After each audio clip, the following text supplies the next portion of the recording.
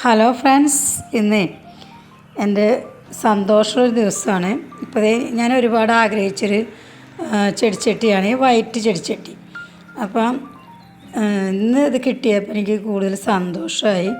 ഇതിൽ ഞാൻ വേറൊരു ചെടിയാണ് വെക്കാൻ തീരുമാനിച്ചിരുന്നത്, പക്ഷേ അത് മുഴുവൻ ഒച്ച് തിന്ന് നശിപ്പിച്ചു. ഇനി അതൊന്ന് വളർന്നു വന്നിട്ട് വേണേ. അപ്പോൾ അത് പകരം ഞാനതിൽ മണി പ്ലാന്റാണ് വെച്ചിട്ടുള്ളത്.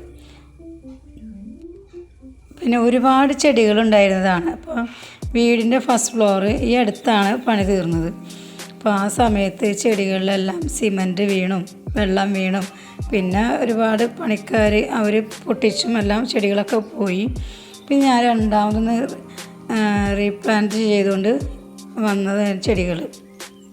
എനിക്കൊരു സങ്കടമായിരുന്നു, ചെടികളൊക്കെ പോയി. അപ്പോൾ എനിക്ക് എവിടെ നിന്ന് ചെടി കിട്ടിയാലും ഞാൻ മേടിച്ചുകൊണ്ട് വരും, ആരോടാണെങ്കിലും ചോദിക്കും. അപ്പോൾ അങ്ങനെ ഒരു മൈൻഡിലാണ് ചെടിയോടുള്ളൊരു ഭ്രാന്ത്. അപ്പോൾ എല്ലാവരും ചോദിക്കും ഇനി ഇത് എവിടെ വയ്ക്കാൻ. പക്ഷേ ചെടിയുടെ കാര്യത്തിന് മാത്രം സ്ഥലപരിമിതി ഇല്ല കേട്ടോ. എത്ര ഭക്ഷണത്തിനോടുള്ള ആർത്തിയേക്കാളും വലിയ ആർത്തിയാണ് എനിക്ക് ചെടികളോട്. അപ്പോൾ ഈ ചെടികൾ ഇപ്പോൾ എല്ലാ ദിവസവും നമ്മൾ മക്കളെപ്പോലെ നോക്കിയാൽ മാത്രമേ ചെടികൾ ഉണ്ടാവുള്ളൂ.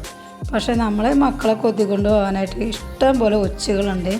അപ്പോൾ ആ ഒച്ചുകൾ മഴക്കാലമായപ്പോൾ ഇഷ്ടം പോലെ വന്നിട്ട് കുറേ ചെടികളൊക്കെ പോയി. അപ്പോൾ എല്ലാ ദിവസവും രാത്രി ഒച്ചിൻ്റെ പുറകെ ഉപ്പും കൊണ്ട് നടക്കലാണ് പണി. വേറെ ഒരു മാർഗവും ഞാൻ ഇതുവരെ കണ്ടിട്ടില്ല. അപ്പോൾ പിന്നെ ഞാൻ ഈ ചെയ്യുന്ന ഇൻഡോർ പ്ലാന്റ്സാണ് എനിക്ക് ഏറ്റവും ഇഷ്ടം. ഇൻഡോർ പ്ലാന്റ്സിൽ നമുക്ക് അധികം കെയറിങ് ഒന്നും വേണ്ട, എങ്കിലും അവർ ഒരുപാട് കാലം നിൽക്കും. അപ്പോൾ ഈ ചെടികൾ തന്നെ വർഷങ്ങളായിട്ടുള്ള ചെടികളാണ് ഞാൻ ഈ വെച്ചിരിക്കുന്ന ചെടികൾ. അവരിടയ്ക്ക് ഒന്ന് കോതി ഇത്തിരി വെള്ളമൊക്കെ ഒഴിച്ചു കൊടുത്താൽ തന്നെ അവർ ഉഷാറായി നിൽക്കും. വലിയ പൂക്കളോ ഭംഗിയോ കാര്യങ്ങളൊന്നും ഇല്ലെങ്കിലും അവർ ഉഷാറാട്ടോ. അവരവരുടെ കാര്യങ്ങൾ കറക്റ്റായിട്ട് ചെയ്ത് നല്ല ഭംഗിയോടുകൂടി തന്നെ നിൽക്കും, ഒരു പരിഭവവും ഇല്ല. പക്ഷേ പൂച്ചെടികളുണ്ടല്ലോ അവരെ പരിപാലിക്കാൻ ഒരു ഇത്തിരി ബുദ്ധിമുട്ട്. അപ്പോൾ ഞാൻ നമ്മളുടെ ഇൻഡോർ പ്ലാന്റ്സിന് കൊടുക്കുന്ന വളം NPK മിശ്രിതമാണ്. ആ NPK ഒരു സ്പൂൺ എടുത്തിട്ട് 1 ലിറ്റർ വെള്ളത്തിൽ കലക്കുക. എന്നിട്ട് കുറേശ്ശെ ആയിട്ട് 10 ദിവസം കൂടുമ്പോൾ 2 ആഴ്ചയിലൊരിക്കൽ അതിന് കടക്കിലൊന്ന് ഒഴിച്ചു കൊടുക്കുക. പിന്നെ നമ്മളത് ഈ ഹാങ്ങിങ് പ്ലാന്റ്സൊക്കെ ഇല്ല, അതിനൊക്കെ ഒന്ന് വെട്ടി നിർത്തിയിട്ട് ഈ NPK മിശ്രിതം സ്പ്രേ ചെയ്ത് കൊടുക്കുക അതിൻ്റെ പുറത്ത് കൂടി.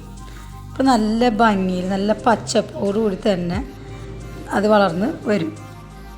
ഈ NPK മിശ്രിതം ഇതിൻ്റെ പുറത്ത് വരുമ്പോൾ ആ ഇലയ്ക്കൊക്കെ നല്ലൊരു കരുത്ത് കിട്ടും, നല്ല സ്ട്രോങ് ആയിട്ട് അവർ വളർന്ന് ഭംഗിയോടുകൂടി ഇരിക്കും. പിന്നെ ഇടയ്ക്കൊരു DAP ഒരു 10 തരി 10 ദിവസം കൂടുമ്പോൾ ഇട്ട് കൊടുക്കുക. അത്രമാത്രം ഞാൻ ഈ ചെടികൾക്ക് ചെയ്യാറുള്ളൂ. പിന്നെ മഴക്കാലത്ത് ജൈവവളങ്ങൾ പുറത്തുള്ള ചെടികൾക്കും ചെയ്യാറില്ല. ജൈവവളങ്ങൾ മഴക്കാലത്ത് ചെയ്തിട്ട് കാര്യമില്ല. അതുകൊണ്ട് തന്നെ ജൈവവളങ്ങൾ നമ്മൾ ചെടി നടുമ്പോൾ തന്നെ ഇൻഡോർ പ്ലാന്റ്സിന് കടക്കിലിടുന്നല്ലാതെ പിന്നീടൊന്നും ജൈവവളങ്ങൾ ഇൻഡോർ പ്ലാന്റ്സിന് ഇടാറില്ല. പുറത്തെ ചെടികൾക്ക് വേനൽക്കാലത്ത് ചെയ്യാറുണ്ട്. പിന്നെ മണി പ്ലാന്റ്സ് ഞാൻ അകത്ത് വെച്ചിട്ടുണ്ട്, പക്ഷെ ഞാനത് വെള്ളത്തിൽ വെക്കാറില്ല. വെള്ളത്തിൽ വെച്ച് കഴിഞ്ഞാൽ മെയിൻ്റനൻസ് ഭയങ്കര ഒരു പണിയാണ്.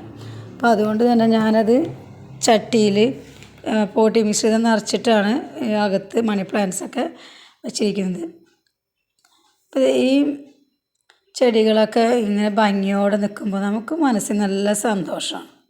അപ്പോൾ ഈ ചെടികളിൽ നിന്ന് കിട്ടുന്ന സന്തോഷം വേറെ ഒന്നും എനിക്ക് കിട്ടാറില്ല.